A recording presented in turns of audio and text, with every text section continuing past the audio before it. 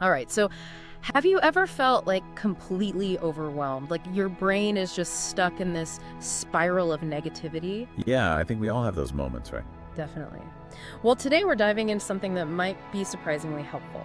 The what's called the five senses method for stress reduction. Oh, it's interesting. Yeah, it's all about hitting that like reset button for your mind. And get this, the source we're looking at is notes from a workshop by this learning and development expert, someone who actually helps companies build great cultures. Wow, that's pretty cool. What kind of companies? Well, they've worked with places like DreamWorks and Riot Games. Oh, wow. So they definitely know a thing or two about high pressure environments. Exactly. So you know they're dealing with like real stress. Yeah, for sure.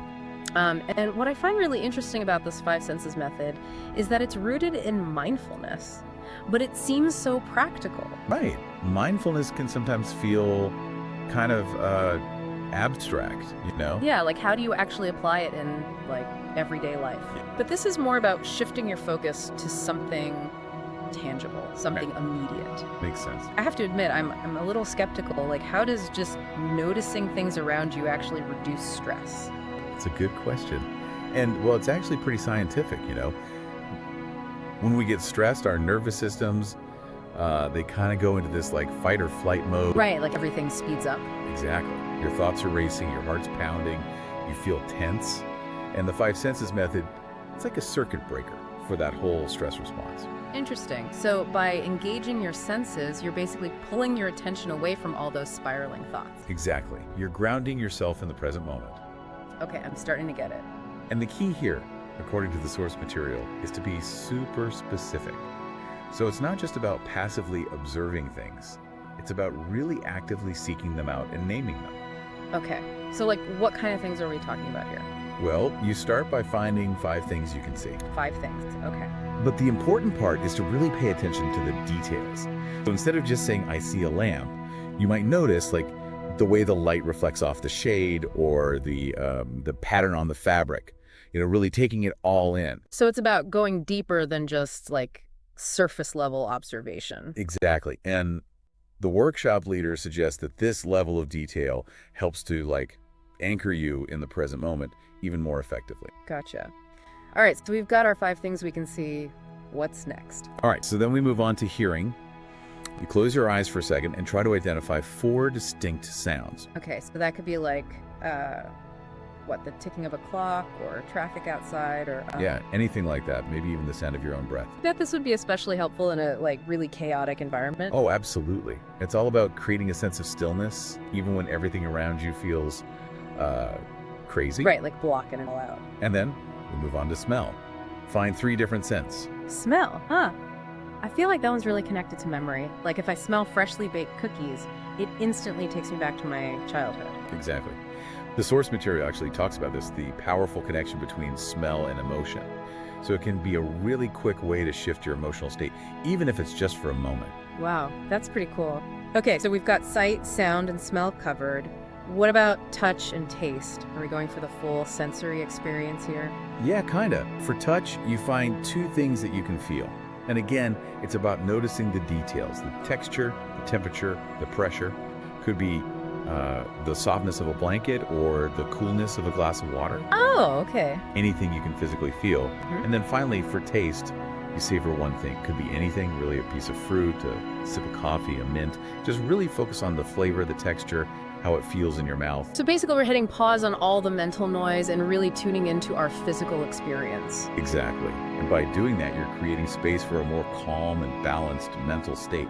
I'm starting to see how this could work. It's like giving your mind a break from all the stress and worry. That's a great way to put it. So we've interrupted that stress cycle, we've grounded ourselves, but now what? Well, now that we've created some mental space, it's time to tackle those negative thoughts head on. And that's where the idea of positive reframing comes in. Positive reframing. Okay, yeah. I've heard that term before, but honestly, it sometimes sounds a little too, like overly optimistic to me. You know, Yeah. like just putting on rose-colored glasses and ignoring the actual problem. Yeah, I get that. It's a Yeah. common misconception. It's not about denying problems or pretending everything's perfect. It's more about taking a step back from those negative thoughts and consciously choosing a more helpful perspective, I guess. Okay. So how do we actually do that? Because those negative thoughts can be really convincing sometimes, even when you know they might not be like totally rational. Right. Well, the workshop notes lay out a pretty clear process. So the first step is to just identify the negative thought. Okay, so like actually name it. Exactly. Yeah. Sometimes we're so caught up in the emotion, we don't even realize what the thought actually is. Right. So just like take a moment and articulate it, either out loud or just in your head. So for example, if I'm feeling anxious about giving a presentation, the thought might be something like, oh, I'm going to totally mess this up. Everyone's going to think I'm incompetent. Exactly. Mm. Something like that. Ouch. Yeah, that's a pretty familiar one. Okay, so we've named the negative thought.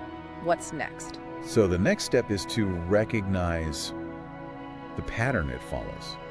Because a lot of times these negative thoughts, they kind of fall into these predictable categories. Oh yeah, like what, like all or nothing thinking? Or... Yeah, like all or nothing thinking, catastrophizing, overgeneralizing. Okay. So in that presentation example, it's catastrophizing. Right. Imagining the worst case scenario. Exactly. And the source material actually goes into these patterns in more detail. But the point is, once you recognize the pattern, it helps you see how your thinking might be a little distorted. Okay, that makes sense. So once you've identified the pattern, how do you actually challenge the thought? Well, it's about asking yourself some tough questions.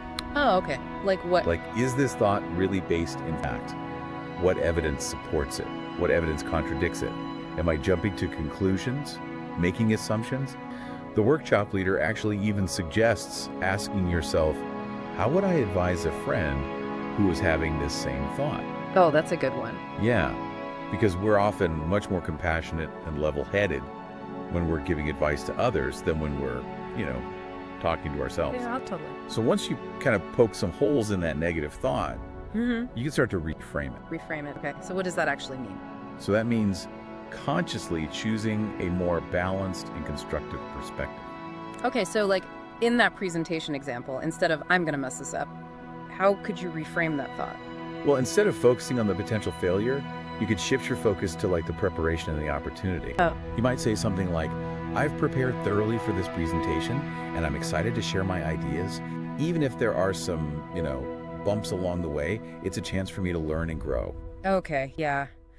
I see the difference. It's still acknowledging that it might be challenging, but it's shifting the focus to something more positive and empowering. Exactly. And then the final step is to reinforce that new perspective with some positive self-talk. So like remind yourself of your strengths, your past successes, and things like that. Yeah, like I've got this. I'm a capable speaker. I have valuable insights to share, things like that. So you're basically rewiring your brain to focus on the positive instead of getting stuck in the negative.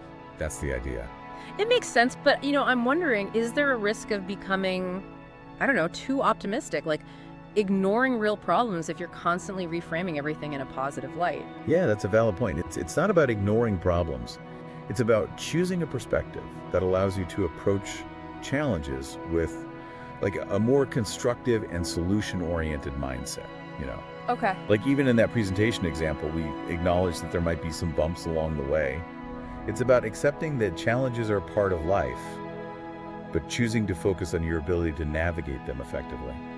I like that. So it's not about pretending everything's perfect. It's about choosing a mindset that empowers you to actually take action and move forward. Exactly. And, the workshop really emphasizes that the real power of these techniques, it comes from consistent practice. The more you use the 5 senses method and positive reframing, the more automatic they become. So it's like building mental resilience, like a muscle that gets stronger with each workout. That's a great analogy. And what's interesting is that the source material even suggests that these techniques to be used proactively, not just when you're feeling stressed. So instead of just like putting out fires when we're stressed, we can actually use these techniques to cultivate a more positive baseline. Yeah, exactly. Like imagine starting your day with a quick 5 senses check-in. Noticing the warmth of the sunlight or the smell of your coffee, the feeling of the cool air on your skin. Yeah, that's a good idea. It's like setting the tone for the day with a little bit of mindful awareness. Instead of just getting swept up in like the usual rush and stress. Exactly. Yeah. And the great thing about these techniques is that they're so adaptable. You can use them anytime, anywhere. Oh, for sure. Like waiting in line at the grocery store, do a quick 5 senses scan. Exactly. Or feeling anxious before a meeting. Use positive reframing to shift your perspective. It's like having a mental toolkit, basically. That's a great way to put it. Yeah. And, the source material even suggests that these techniques could be particularly helpful for people who work in, like, high-pressure jobs or creative fields. Oh, that makes sense. When you're constantly facing deadlines or trying to come up with new ideas, it's easy to get caught in self-doubt and negativity. Yeah, absolutely. Yeah. But by incorporating mindfulness and positive reframing into their routine, people can actually enhance their creativity and productivity. It's about creating that mental environment where inspiration and innovation can really flourish. This has been so interesting. I feel like it's definitely made me rethink my own approach to stress and just well-being in general. Well, that's great to hear. And remember, it's not about, striving for some unattainable state of perfect positivity. Right. It's about developing a set of tools and practices that help you navigate the challenges of life with more resilience and awareness and maybe even a little bit of joy. I love that. So to wrap things up for our listeners, if there was one key takeaway from all of this, what would it be? I think it's that you have more control over your thoughts and your experience than you might realize. The five senses method and positive reframing, they're just two techniques, but they represent a much larger shift in mindset, a shift towards greater awareness, agency, and intentionality. That's a great way to put it. So for all you deep divers out there, we encourage you to give these techniques a try and see what you discover. Yeah, you might be surprised. Yeah, you might be surprised how much of a difference a few simple shifts in perspective can make. And remember, the journey to a more mindful and fulfilling life, it's ongoing. There will be ups and downs, but the key is to keep practicing, keep exploring, keep growing. Beautifully said. All right, well, that's it for this deep dive. Keep those senses sharp, keep those thoughts positive, and we'll catch you on our next deep dive where let's just say it might just blow your mind. Until then, stay curious.